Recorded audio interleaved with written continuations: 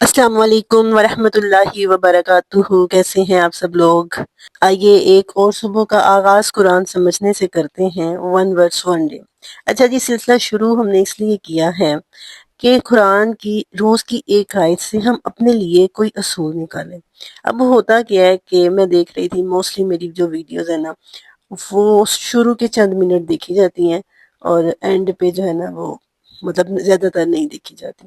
تو جو اصل بات ہوتی ہے وہ اینڈ پہ ہوتی ہے، مطلب آیت سے جو ہم نے اپنے لیے اصول لیا ہے۔ امپلیمنٹیشن کا جو اصول ہے وہ تو بعد میں اس پہ بات ہوتی ہے، اور وہ پہلے ہو بھی کیسے سکتی ہے۔ اب دیکھیں نا، پہلے ہم آیت کا ترجمہ سمجھیں گے، پھر اس کی تفسیر دیکھیں گے، اور بعد میں ہم دیکھتے ہیں نا کہ ہمارے اپنے لیے کیا اصول ہے۔ اب مجھے سمجھ نہیں آ رہی کہ کیسے میں اس کو مینٹین کروں، اور وہ جو امپلیمنٹیشن والی بات ہے وہ ہم پہلے کر لیں، کیونکہ اصل تو پرپس یہی ہے، مقصد تو یہی ہے نا کہ ہم یہ دیکھیں کہ اس میں ہمارے لیے کیا بات ہوئی ہے، ہمارے لیے کیا اصول ہے، کیا پریکٹیکل ہم نے اس کو کیسے امپلیمنٹ کرنا ہے۔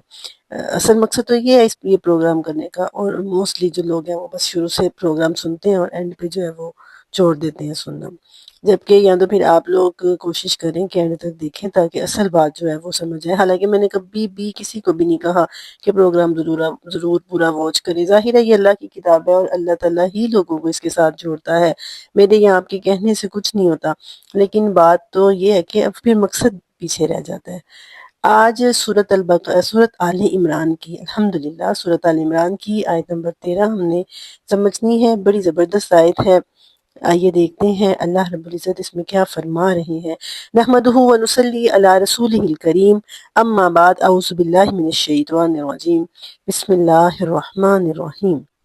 قد كان لكم آية في فئتين التقتا، فئة تقاتل في سبيل الله وأخرى كافرة يرونهم مثليهم رأي العين والله يشهد بنصره من يشاء إن في ذلك لعبرة لأولي الأبصار۔ آیت کا ترجمہ دیکھیے، اس آیت کا ترجمہ نا تھوڑا سا یاد کرنے والا ہے، تھوڑا سا سمجھنے والا ہے۔ قد بے شک کانا ہے لکم تمہارے لیے آیت نشانی، فی فیتینی دو جماعتوں میں، التقطا وہ جو دونوں ملی تھیں، فیتن ایک جماعت، تقاتل فی سبیل اللہ وہ اللہ کے راستے میں جہاد کر رہی تھی، و اخرى جبکہ دوسری جماعت، کافرتن وہ کافر تھی، کفر کرنے والے تھے، کفر کے راستے میں جنگ کر رہی تھی، یرونہم تم انہیں دیکھو گے، مثلیہم ان سے دگنا، یا وہ انہیں دیکھ رہے تھے اپنے سے دگنا، رائے العین آنکھ سے دیکھنا، دونوں ترجمے ہو سکتے ہیں اس کے۔ یرونہم وہ انہیں دیکھ رہے تھے، مثلیہم اپنے سے دگنا، یا یرونہم وہ انہیں دیکھ رہے تھے، یا وہ انہیں دکھائے جا رہے تھے ان سے دگنے، رائے العین آنکھوں سے دیکھنا اپنے سامنے۔ واللہ اور اللہ تعالیٰ، یوشہد اللہ تائید کر رہا تھا، بنصرہ اپنی مدد کی، اللہ اپنی مدد سے تائید کرتا ہے، قوت دیتا ہے، سٹرینتھن کرتا ہے یا پاورفل کرتا ہے، من یشاء جس کو چاہتا ہے۔ ان فی ذالک بے شک اس بات میں، لعبرتن عبرت ہے، لأولی الابصار عقل مندوں کے لیے۔ یہ تو ہے آیت کا ترجمہ۔ اب غور کرتے ہیں کیا بات ہو رہی ہے۔ اکثر نا آپ کو ایسا محسوس ہوگا کہ جیسے کبھی غزوہ احد پہ بات شروع ہو جاتی ہے اور کبھی غزوہ بدر پہ بات شروع ہو جاتی ہے، تو جیسے مکس اپ ہو رہا ہے، جبکہ ایسا نہیں ہے۔ وہ تسلسل جو ہے نا تسبیح کے موتیوں والا، وہ کہیں ٹوٹنے نہیں پاتا۔ آپ دیکھیے پیچھے کیا بات ہوئی تھی، پیچھے بات ہوئی ہے غزوہ بدر کے بعد کہ ستغلبون وتحشرون الی جہنم، ان قریب دنیا میں بھی تم مغلوب ہوگے، اوور کم ہوگے، مسلمان تمہارے اوپر غالب آئیں گے، اور جہنم کی طرف پھر تم اکٹھے کیے جاؤ گے۔ غزوہ بدر کی بات ہو رہی ہے۔ اب غزوہ بدر کی ہی حالات پیش کیے جا رہے ہیں کہ وہ کتنے تھے، وہ دن یاد کرو۔ کون سا دن؟ جب دونوں جماعتیں التقطا ملی تھیں۔ دو جماعتیں تھیں، ایک کون سی تھی جو اللہ کے لیے اٹھی تھی، اور دوسری کفر کے راستے میں اٹھنے والی تھی، اور وہ ان سے 3 گنا زیادہ تھے۔ اب دیکھیں وہ 1000 تھے، سب کے پاس بہترین اسلحہ، بہترین دنیا کے ساز و سامان، اور مسلمانوں کے پاس کیا تھا؟ 313 اور نہتے تلواریں، چند تلواریں تھیں، چند گھوڑے تھے۔ مسلمانوں نے کیا کیا؟ لکڑیاں کاٹ کر اپنے لیے جنگ پر جانے کے لیے اپنے لیے ڈنڈے تیار کیے۔ ہمارے جیسے ہوتے ہم فوراً کہتے چھٹی کر لیتے ہیں، آج کلاس نہیں لیتے، آج لیکچر نہیں سنتے، آج لائیو کلاس اٹینڈ نہیں کرتے، آج جی ہمیں بخار ہے، ہمارے گھر مہمان آ رہے ہیں، یہ ہے وہ۔ اس آیت نے یہ بات ثابت کرتی ہے، بہترین ترین آیت ہے سورۃ آل عمران کی۔ آپ سمجھیے اس نے اسلام کی روح ہمیں سمجھا دی ہے۔ وہ روح کیا ہے کہ ڈونٹ ڈیپینڈ اپون سچویشنز، اپنے ساز و سامان پر، اپنے اسلحے پر، اپنی قوت پر ڈیپینڈنٹ نہیں کرنا۔ رسول اللہ صلی اللہ علیہ وسلم نے 13 سال تک جہاد کا حکم نہیں ہوا تھا، کیا سکھایا؟ کیا کہیں آپ کو یہ ملتا ہے کہ فوجی تربیت دی جا رہی، جنگی تربیت ہو رہی ہے، جنگی مشقیں ہو رہی ہیں مکے میں یا مدینے میں؟ کہیں آپ نے یہ دیکھا ہے؟ ہو رہا تھا تو کیا ہو رہا تھا؟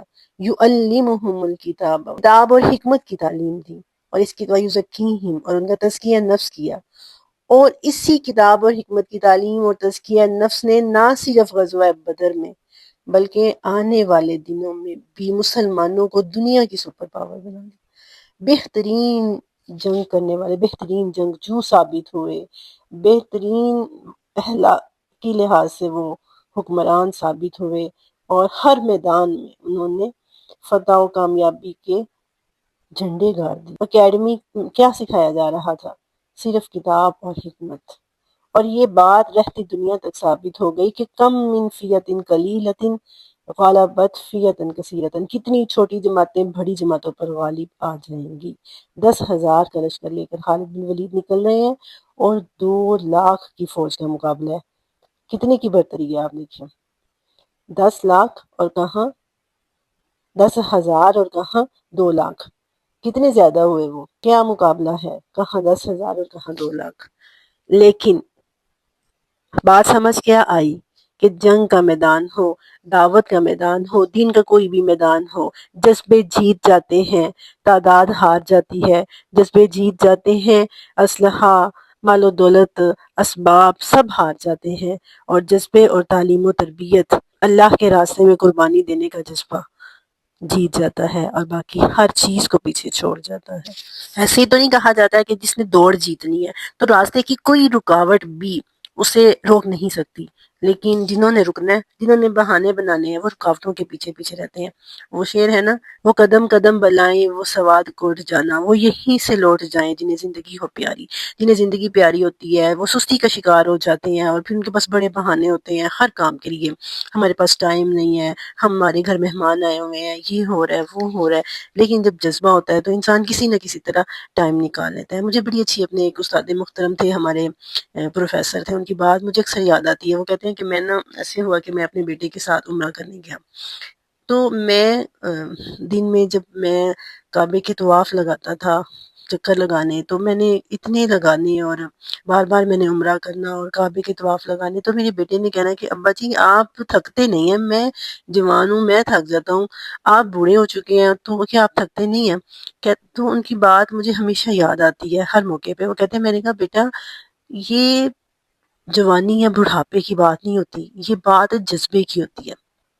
آپ کے اندر جتنا زیادہ جذبہ ہوتا ہے، آپ کو اتنی زیادہ عبادت میں، دین کی تبلیغ میں، قرآن سمجھنے میں آپ کو لذت محسوس ہوتی ہے، آپ کا دل کھنچا چلا آتا ہے، پھر آپ کو تھکاوٹ کا احساس نہیں ہوتا، آپ اپنے آپ کو اپنے رب کے قریب پاتے ہیں، اس کی قربت میں آپ لطف اندوز ہوتے ہیں۔ یہی حال صحابہ کرام کا تھا، کوئی بہانہ نہیں، کوئی کچھ نہیں، بلکہ صحابہ کرام کا یہ عالم تھا کہ وہ، ہم تو یہ سوچتے ہیں نا کہ بچ کے کیسے آئیں گے، وہ یہ سوچ رہے تھے کہ قربان ہو کے کیسے آئیں گے، جان دے کے کیسے آئیں گے، واپس نہیں آنا، اللہ کے پاس جانا ہے، اللہ سے ملاقات کرنی ہے، اب بس آج میں نے اپنے آپ کو قربان کر دینا ہے، میرا کچھ بھی واپس نہیں آنا چاہیے۔ یہ جذبہ ہوتا تھا صحابہ کرام کا۔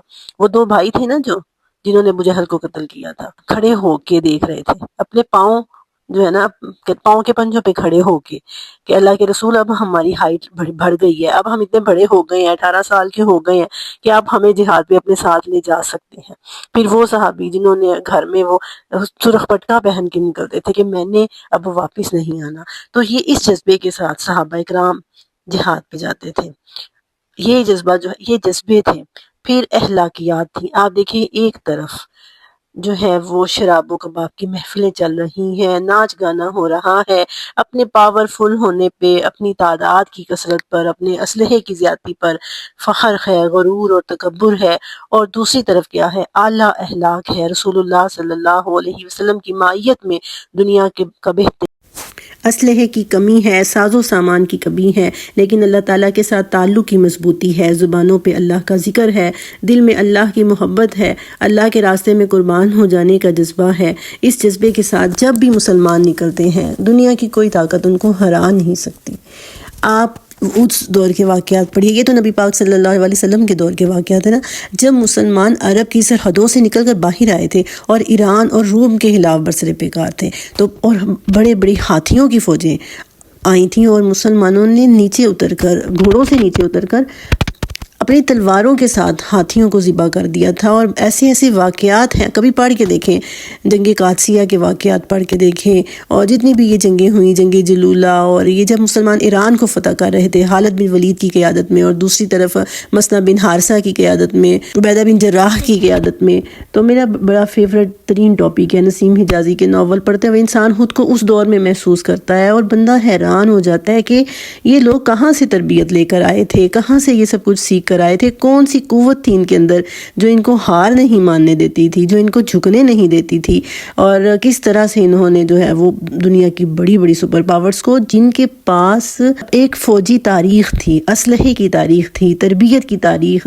تھی۔ ایران کی فوج کو دنیا کی بہترین فوج سمجھا جاتا تھا۔ اہل ایران ہمیشہ اینڈ تک وہ اسی سوچ میں رہے تھے کہ مسلمان ان کو مغلوب نہیں کر سکتے، لیکن مسلمانوں نے کیا، ایمان کی طاقت تھی، رکاوٹیں ان کے، کوئی چیز ان کے راستے کی رکاوٹ نہیں بنتی تھی، ہرڈل سے وہ گھبراتے نہیں تھے۔ ہرڈلز آتی ہیں لیکن ان ہرڈل سے گزرنا ایک مومن کی شان ہوتی ہے۔ آج ہمارے اندر اس جذبے کی کمی ہے، کیونکہ ہم نے قرآن کو سمجھنا چھوڑ دیا ہے، قرآن کے لیے ٹائم نکالنا چھوڑ دیا ہے۔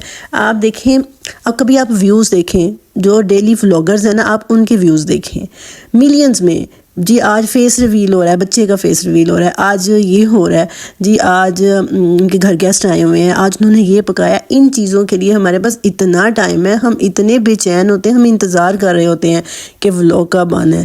اور کوئی قرآن کا پروگرام شروع کر کے دیکھیں، آپ یقین کریں کہ مجھے اس کنٹینٹ پہ کام کرتے ہوئے سورۃ البقرہ میں نے 1 سال میں مکمل کی ہے۔ یہی میں کسی اور چیز پہ، کسی اور کنٹینٹ پہ کام کر رہی ہوتی نا، تو آج بہت زیادہ ویوز مجھے بھی مل رہے ہوتے ہیں۔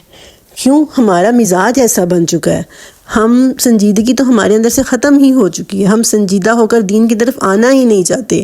جذبے وغیرہ وہ تو بعد کی بات ہے، لیکن ہماری تربیت ہی ایسی ہو چکی ہے کہ ہم پہلے ہی، ہمارے اندر یہ سوچ ہے کہ اوہو قرآن کا ترجمہ پڑھ لیا تو ہمیں عمل کرنا پڑے گا، ہماری لائف مشکل ہو جائے گی، جبکہ قرآن کا ترجمہ پڑھنے سے، قرآن کو سمجھنے سے زندگی آسان ہو جائے گی، زندگی کی مشکلیں ختم ہو جائیں گی۔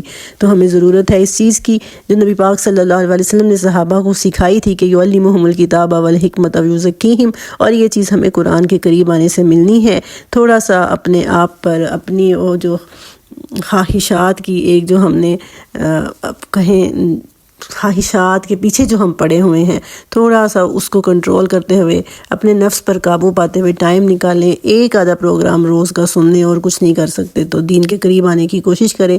دنیا ختم ہو جانے والی ہے، اپنی آخرت کا کوئی سامان تیار کر لیں۔ اللہ تعالی ہمیں توفیق عطا فرمائے، آمین۔ وآخر دعوانا ان الحمد للہ رب العالمین، وما علینا الا البلاغ المبین۔